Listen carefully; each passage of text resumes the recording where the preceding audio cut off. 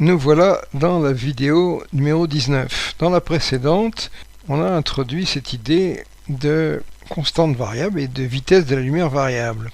Et ça nous a permis de trouver une explication à l'homogénéité remarquable de l'univers primitif, sans avoir besoin de faire recours à l'inflation et aux inflatons. Maintenant ici, je vais essayer de montrer que cette variation de la vitesse de la lumière, elle est indispensable si on veut arriver à faire coller ce modèle qui initialement était proposé par Andrei Sakharov. Et après, vous verrez que ça nous amènera à réfléchir sur la structure géométrique du Big Bang. Au moment où j'allais mettre en boîte cette 19e vidéo, est arrivée une seconde nouvelle, et bonne nouvelle. J'ai une deuxième communication acceptée au colloque de Francfort, le colloque Karl Schwarzschild. Donc je vais aller là-bas. Vous avez pu voir au fil de ces vidéos que j'avais une palette d'activités assez vaste. On peut se demander d'ailleurs comment se fait-il que le travail que j'ai publié en 1988 et 89 et 95 sur ce modèle à constante variable n'ait pas suscité d'écho. Et vous savez, pour obtenir un écho, il ne suffit pas de publier dans les revues, il faut aller dans les colloques, il faut rencontrer les collègues, il faut discuter avec eux, il faut pouvoir aller dans des séminaires. Et ça, pendant 40 ans, j'ai pas pu le faire. Donc là, on va essayer de rattraper le coup, je vais me battre. Je vais aller au colloque de Francfort en juillet, et puis j'irai au colloque de Paris en août, et puis éventuellement, si j'ai un autre papier accepté, j'irai au colloque Fermi en Allemagne au mois d'octobre, et puis j'irai en 2018 au colloque de l'APS aux États-Unis. Voilà. Et puis je rendrai compte de tout cela dans des prochaines vidéos ou articles dans mon site. De toute manière, il y a une chose qui est en train de se préciser. Je crois que j'ai trouvé une interprétation alternative des fluctuations de l'univers primordial.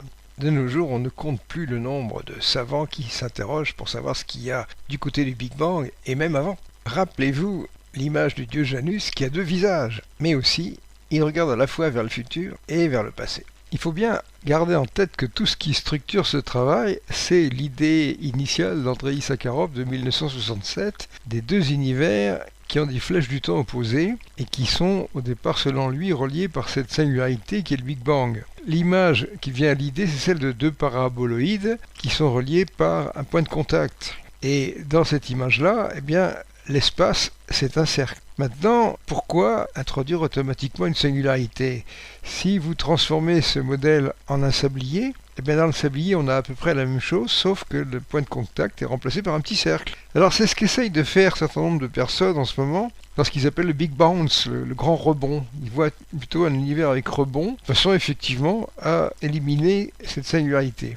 Ici, j'ai orienté la ligne de temps de manière à correspondre à ce qu'on appelle le Big Bounce. Mais vous savez, ce Big Bounce, ce mot de grand rebond, ça n'est qu'un mot, ça recouvre rien d'extraordinaire. On voit que ce modèle ne va pas du tout avec l'inversion de la flèche du temps, on ne voit pas comment ça pourrait se produire. Qu'est-ce qui se passe quand on suit ce qu'on appellera une ligne d'univers, c'est-à-dire en fait une géodésie de temps? Dans ce modèle d'espace-temps bidimensionnel, on a une dimension d'espace, c'est le cercle, et puis l'autre c'est la ligne d'univers, c'est la ligne de temps. Je vous ai déjà habitué au fait de considérer un espace tridimensionnel avec deux dimensions d'espace et une dimension de temps, et à ce moment-là, autour de cette ligne de temps, on peut construire un cône qui va être le cône de lumière. Et l'ouverture de ce cône de lumière dépend de la vitesse de la lumière. Alors maintenant, que va-t-il se passer lorsque on remonte le temps jusqu'à ce qu'on peut toujours appeler le Big Bang? Dans une vision avec une vitesse de la lumière constante, regardez le cône de lumière le long de la ligne de temps, on ne voit pas très bien comment on arriverait à inverser le sens du temps. Par contre, dans une vision à vitesse de la lumière variable, quand on remonte la ligne de temps vers le Big Bang, la vitesse de la lumière va augmenter jusqu'à l'infini, ce qui fait que le cône va s'ouvrir jusqu'à devenir un disque. Et là, vous voyez ce qui se passe au-delà du Big Bang, sur l'autre nappe du sablier. Le cône de lumière se reforme, puis se replie, la vitesse de lumière diminue, et on suit à ce moment-là une ligne de temps qui est dans la direction opposée. Ça, c'est l'image didactique géométrique qui colle avec l'idée de Sakharov de 1967, dans la mesure où la singularité Big Bang est au passage éliminée. Et là, vous découvrez une chose très importante. Finalement, pour que la flèche du temps puisse s'inverser, dans le modèle de Sakharov, il faut qu'elle soit nulle au moment du Big Bang, et il faut que la vitesse de la lumière varie, et qu'elle soit infinie au moment du Big Bang. Alors vous voyez, le cône de lumière, ça fait penser à un parapluie faiblement ouvert, ou plutôt à une ombrelle japonaise qui est plus proche du cône. Le parapluie, c'est l'espace, et puis le manche, c'est le sens du temps. Vous avez déjà vu un parapluie se retourner, quand ça se produit, eh bien à ce moment-là, le manche reste toujours du même côté, tandis que là, il faut imaginer un retournement de ce parapluie, où le manche commence par raccourcir jusqu'à avoir une longueur nulle, et après il réapparaît de l'autre côté. Alors, vous vous rappelez que dans le modèle Janus inspiré du schéma sakharovien, l'espace lui-même se retourne. C'est-à-dire qu'on ne peut pas figurer ça avec un espace qui est un simple cercle, il faut 3 dimensions. Et à ce moment-là, de l'autre côté du Big Bang, l'espace est énantiomorphe. Le fait tout d'un coup que la flèche du temps ait une longueur nulle, on va le voir tout à l'heure, c'est qu'à ce moment-là, dans cette situation singulière, l'univers devient achrone. On ne peut y définir ni orientation spatiale, ni orientation temporelle. Les deux d'ailleurs vont ensemble. Dans la mesure où on décide que le Big Bang n'est plus une singularité, peut-on essayer d'en savoir plus sur sa structure géométrique? Je vous ai expliqué dans Janus 12 à 35 minutes 59 secondes qu'on pouvait ajouter des dimensions supplémentaires. Et la première dimension ajoutée, c'était la dimension de Kaluza qui permettait de gérer la charge électrique. Puis on peut en ajouter d'autres et à chaque fois ça donne une géométrisation des charges quantiques. Limitons-nous à 5 dimensions, c'est-à-dire la dimension de Kaluza et un cosmos qui possède des charges électriques et également une dualité matière-antimatière. Nous avons donc 2 feuillets d'espace-temps qui représentent un petit peu les 2 nappes du sablier, qui sont des nappes à 5 dimensions, une dimension de temps, 3 dimensions d'espace, et puis la 5e dimension de Kaluza. Et la question qu'on se pose, c'est avec quel élément géométrique allons-nous pouvoir raccorder ces 2 espaces? Alors ils ont 5 dimensions, donc l'élément de raccord en a 4. Si vous voulez raccorder 2 espaces à n dimensions, il vous faudra pour ce faire utiliser un espace à n-1 dimension. Alors regardez le sablier, les 2 nappes du sablier, ce sont des surfaces, ce sont des objets à 2 dimensions. Et bien ils se raccordent sur un cercle qui est un espace à 1 dimension. Il y a donc une des dimensions qui va disparaître. Mais comment savoir laquelle?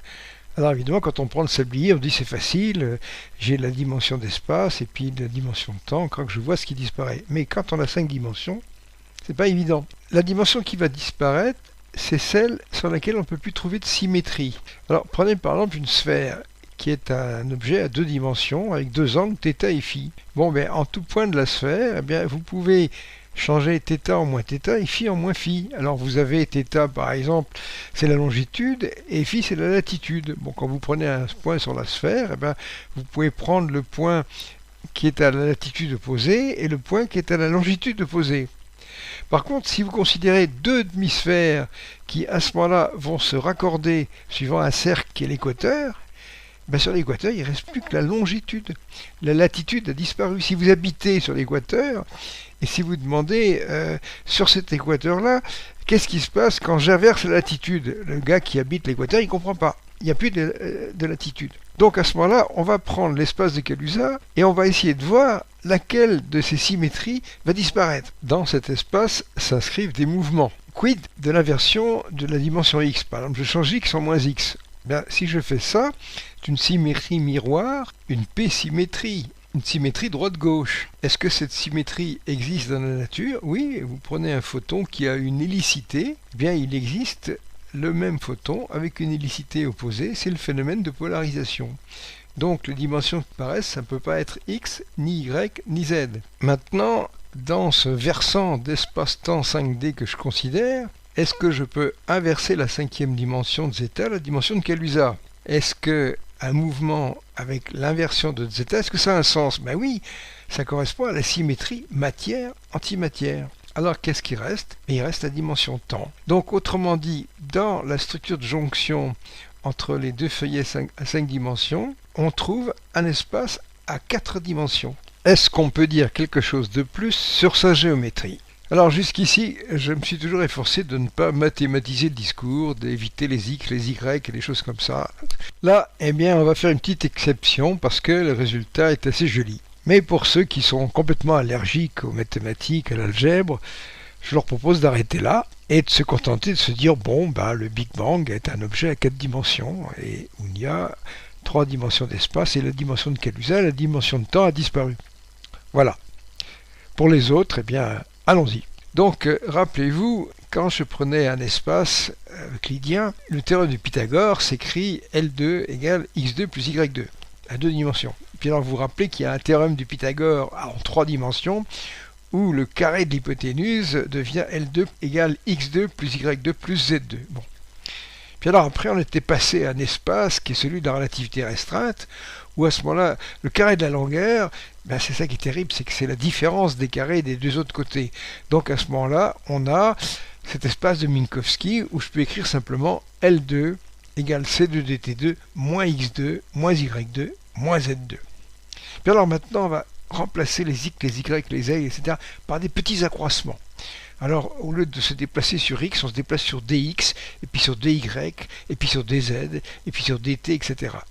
Donc, à ce moment-là, ce théorème de Pythagore, au point de vue élémentaire, à 2 dimensions, on l'écrira ds2 égale dx2 plus dy2.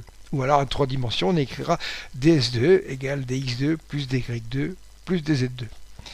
Et puis, ma foi, l'espace de Minkowski, ça va être ds2 égale c2 dt2 moins dx2 moins dy2 moins dz2.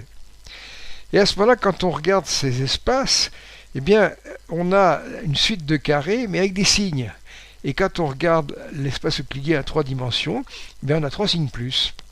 Tandis que quand on regarde l'espace de Minkowski, eh bien, on a un signe plus et 3 signes moins. Eh bien, cette suite de signes, c'est une propriété géométrique intrinsèque de l'espace. C'est ce qu'on appelle la signature. Et quand les signes sont tous les mêmes, on appelle ces espaces elliptiques. Et lorsque les signes ne sont pas tous les mêmes, on appelle ces espaces des espaces hyperboliques. C'est une simple terminologie mathématique.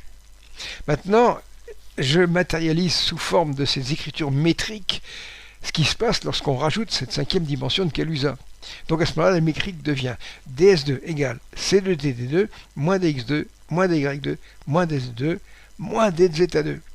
Donc la signature devient plus avec 4 moins. Mais on a vu que le temps disparaissait. Alors quelle est la métrique de cet espace quadridimensionnel?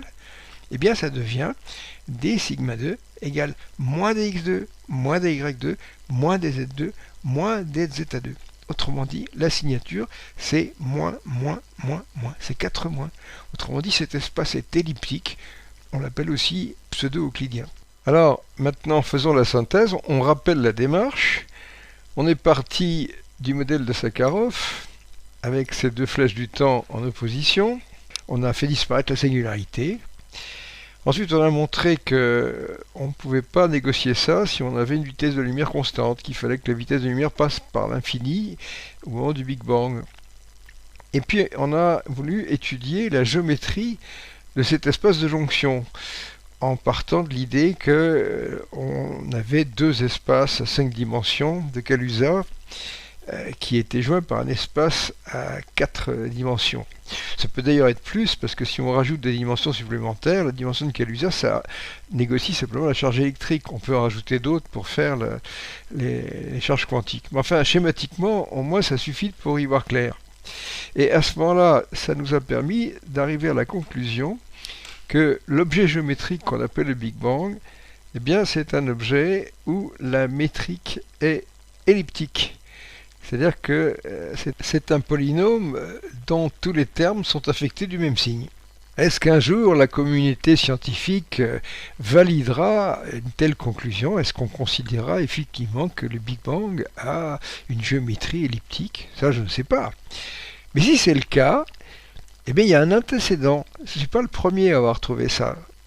Et ceux qui ont la première fois mis le doigt là-dessus, et voilà.